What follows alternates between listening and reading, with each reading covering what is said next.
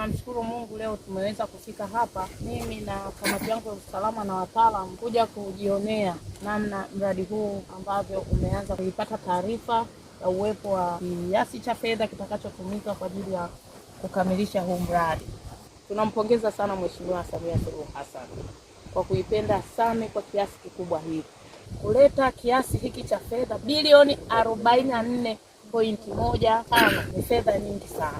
Uhitaji wa jambo hili unahitaji msukumo. Msukumo umetoka kwa mbunge wenu Mama Anne Kilango Malecela. Na yule mama ni mfuatiliaji kweli, na hatimaye Mheshimiwa Rais amemsikia na ndio matunda yake haya. Mimi ni waombe wananchi wa Vumba, upokeeni huu mradi. Mnaweza msione faida kwa sasa kwa sababu ndio kwanza unaanza. Kilimo chetu kitaboreshwa, kitakuwa na tija. Kwenye yale maeneo matatu ya skimu za umwagiliaji, Ndungu kufidia na Kalemani, zaidi ya watu 23,000, pamoja na kwamba itasaidia kwenye kuhakikisha kilimo chetu kinakuwa na tija. Wananchi wanalima zaidi ya mara moja kwa mwaka badala ya kusubiri kile kilimo cha mvua. Wanaweza hata wakalima mara 3 kwa sababu wanafanya nini? Wanamwagilia. Maana yake huku watakuwa wamebadilika kiuchumi. Maji haya yatatumika kwa ajili ya matumizi ya nyumbani. Mama Samia oye! Oye! Mama Kilango oye! Kwa hiyo mimi naomba mradi huu ulindwe kwa nguvu zenu zote, kwa moyo wenu wote, kwa busara zenu, kwa ushirikiano wenu. Naomba sana wananchi muungane na serikali.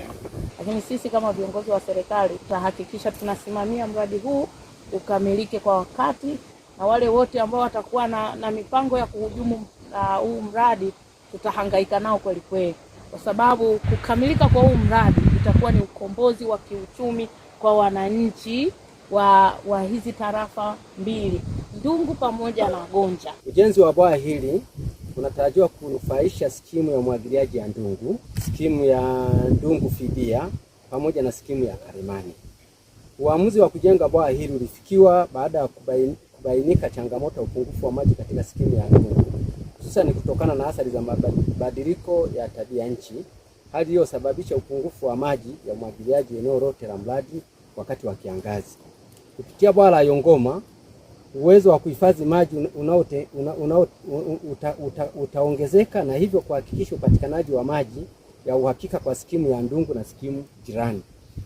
Bwawa hili linatarajia kuwa na uwezo wa kuhifadhi maji takriban bilioni 5.84 lita za ujazo.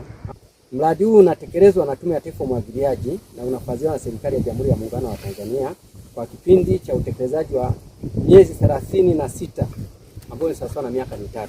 Mradi wa Yongoma unatarajiwa kunufaisha idadi ya watu wafuatao kulingana na sensa ya mwaka 2022. Kata ya Ndungu, skimu ya Ndungu na fidia na wanufaika wakazi wapatao 16,436.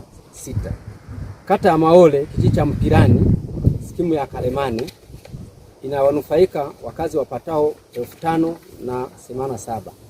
Kata ya Ruguru, kijiji cha Vumba, skimu ya Kalemani ina wanufaika wakazi wapatao 1,661. Kwa ujumla mradi unanufaisha zaidi ya wananchi 23,184 katika kilimo cha umwagiliaji.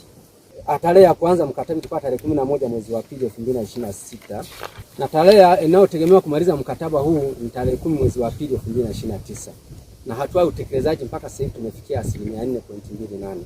Manufaa kwa mradi: wakulima wataweza kulima kwa msimu zaidi ya moja kwa mwaka badala ya kutegemea mvua pekee.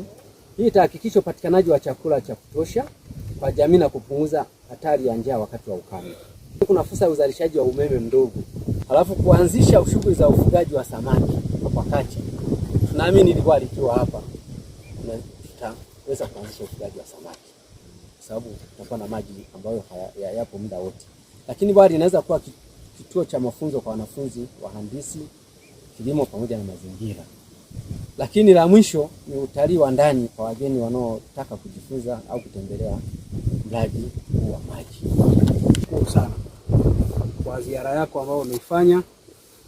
Ni ziara ambayo mheshimiwa mbunge anafika anazungumza na wananchi, diwani yupo anazungumza na wananchi, lakini anayegonga msumari wa mwisho ni wewe mheshimiwa mkuu wa wilaya. Na unayazungumza hapa kwa kumwakilisha rais wetu wa Jamhuri ya Muungano wa Tanzania. Kwa hiyo tunapata faraja kwa sababu wananchi wetu sisi tunazungumza mengi, lakini utaratibu unaotakiwa kusimamiwa, mkuu wa kusimamia ni wewe. Kwa hiyo maelekezo utakayoyatoa hapa, mimi ni sehemu ya wananchi kwa sababu nimechaguliwa na wananchi. Kwa hiyo tutakuwa tayari kuhakikisha tunazungumza vizuri, iwe tunazungumza kwa lugha ya Kipare, kwa lugha yoyote, ili mradi tuelewane. Cha msingi lengo lifanikiwe, mradi uwe na tija na unufaishe wananchi. Hii kampuni ya One Nagi kweli inafanya vizuri sana. Inapiga kazi na vijana wetu wamepata kazi wa bomba. Pia tumepata barabara. Sina mengi ya kusema zaidi tu ya kumpongeza Mheshimiwa Rais wa Jamhuri ya Muungano wa Tanzania na Mheshimiwa wetu Mama Anna Kilango Malechela. Kwa hiyo mimi niipongeze tu serikali. Mimi naishukuru serikali, pia namshukuru Mungu.